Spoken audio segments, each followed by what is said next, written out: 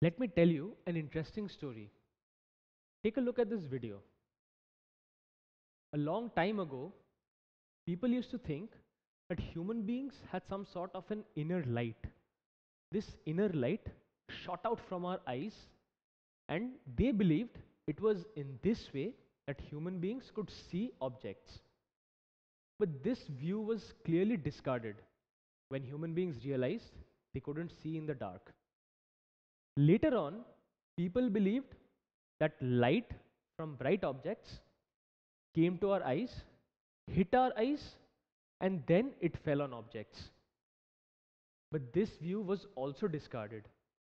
About 1,000 years back, a man named Alhazen discovered that if you look at bright objects, it hurt your eyes a lot. So, what did he theorize? He put forward the theory that light from bright objects enters our eyes and does not bounce off our eyes. Take a look at this animation. In this animation, you will find that a boy is throwing a ball on the wall in front of him, and the ball is bouncing back towards him. In a similar manner, light behaves.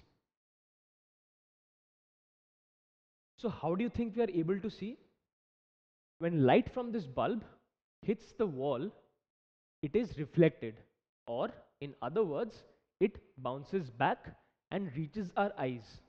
And in this manner, we are able to see the brick wall. So, how do you think the reflection of light takes place? Let us find out. On the board, you will see the picture of an incident ray. This incident ray is depicting the light that is coming in and hitting the obstacle.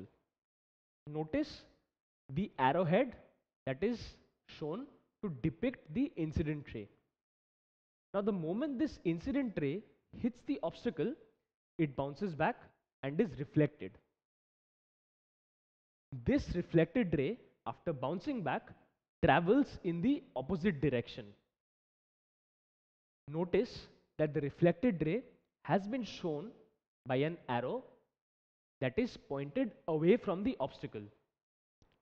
Now, if we draw a perpendicular at the point of incidence, that is this point, what will it be called? The perpendicular at the point of incidence is known as the normal, and the plane where the incident ray, the normal, and the reflected ray lie is known as the plane of incidence. So I have a question for you now. Looking at this picture, can you tell me which one is the incident ray? That's right.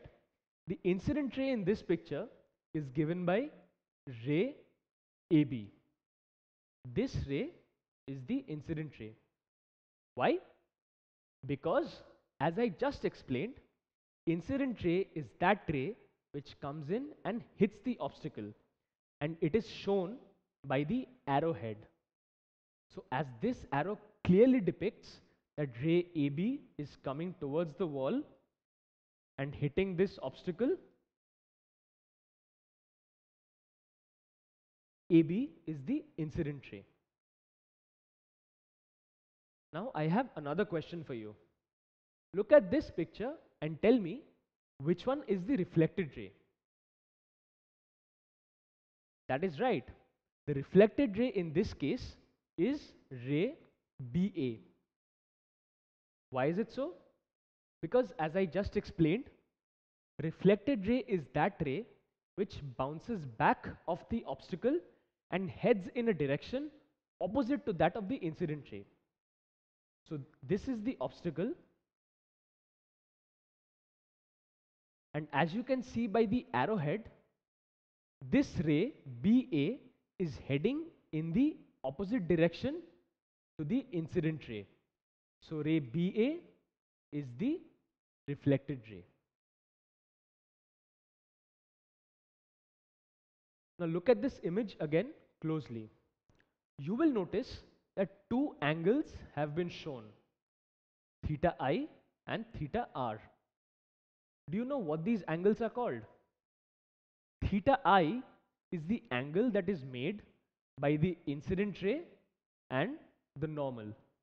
And theta R is the angle made by the normal and the reflected ray. Theta I is known as the angle of incidence and theta R is known as the angle of reflection.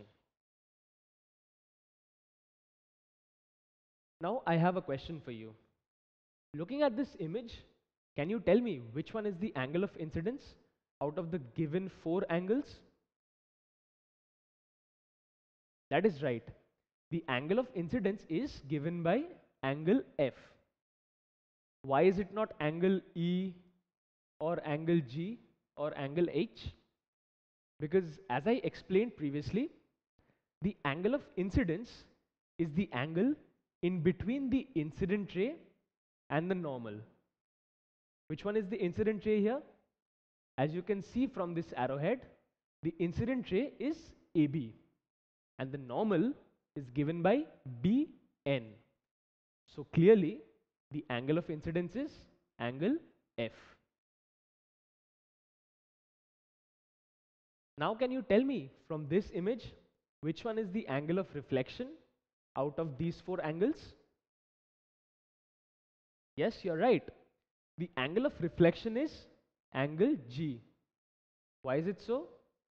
Because angle of reflection, as I explained, is the angle formed between the normal and the reflected ray. In this case, BC represents the reflected ray. Why?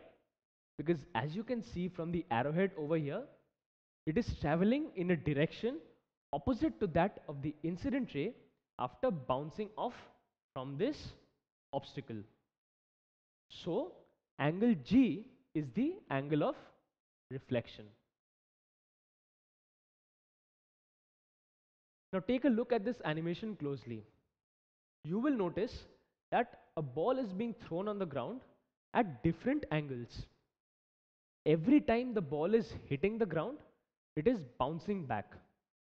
And each time the angle of bouncing is different from the previous one. Now, do you think the angle at which the ball is hitting the ground has anything to do with the angle at which it is leaving the ground?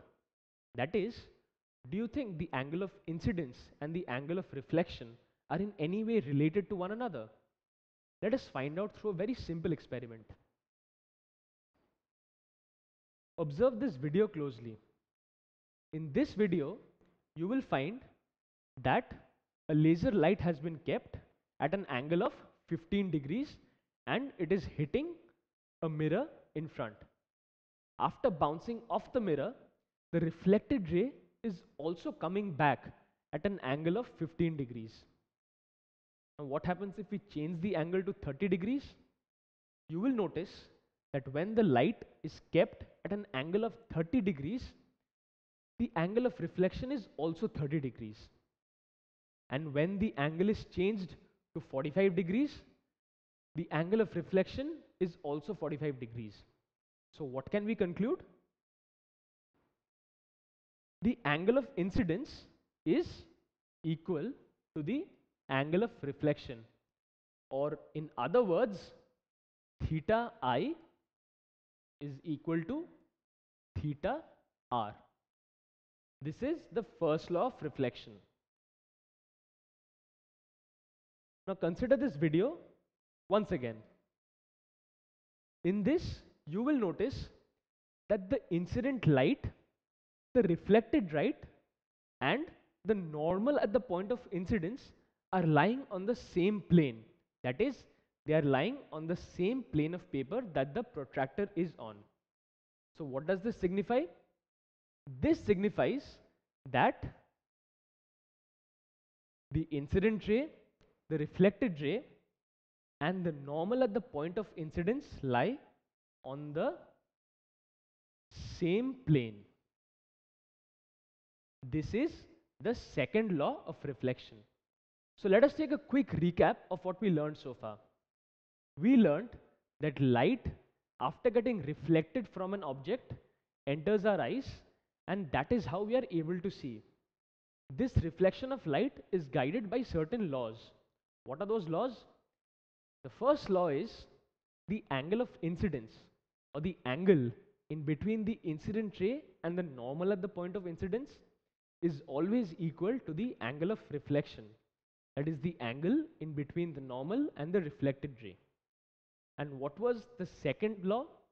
The second law stated that the normal at the point of incidence, the incident ray, and the reflected ray lie in the same plane.